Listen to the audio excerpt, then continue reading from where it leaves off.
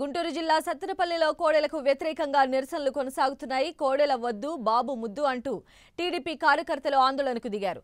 సత్తెనపల్లిలో నియంతృత్వ పాలన వద్దు అంటూ ప్లకార్డులు ప్రదర్శిస్తూ ధర్నాకు దిగారు.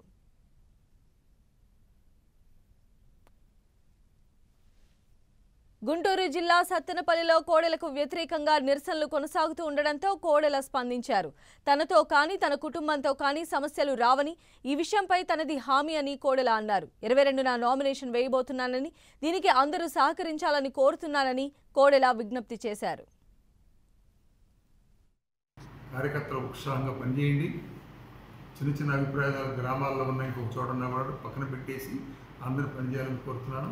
నాతో మీకు ఎప్పుడు సమస్యలు రావు, మా కుటుంబంతో సమస్యలు రావు, అది నాది హామీ. అందరూ కూడా సహకరించి తెలుగుదేశం పార్టీని అత్యధిక మెజారిటీతో గెలిపించాల్సింది కోరుతూ 22వ తేదీన నామినేషన్లు వేయబోతున్నాం. ఇవాళ క్షేత్రస్థాయిలో ఒక మొదటి విడత ప్రచారానికి వెళ్ళి 2వ విడత, 3వ విడత, 4వ విడత ప్రచారం కూడా చేస్తానని చెప్పి తెలియజేసుకుంటున్నాను.